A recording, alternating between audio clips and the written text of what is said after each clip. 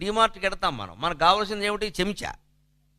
చెంచా కోసం డీమార్ట్కి వెడతాం, అక్కడికి వెళ్ళాక చేట కనపడుతుంది, అక్కడ పట్టుకొస్తాం. ఇవన్నీ లేనే లేవు మన ఇంట్లో, ఇన్ని అవసరమా?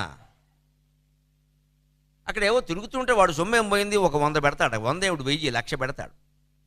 అక్కడ మనకు తిరుగుతుంటే ఏవేవో కనపడితే మనం ఏ వస్తువులు అవసరమని వెళ్ళామో కాగితం మీద రాసుకుని ఖచ్చితంగా ఆ 2 వస్తువులు ఎక్కడ ఉంటాయని వాళ్ళు అడిగి ఆ 2 తెచ్చుకొని రావాలి.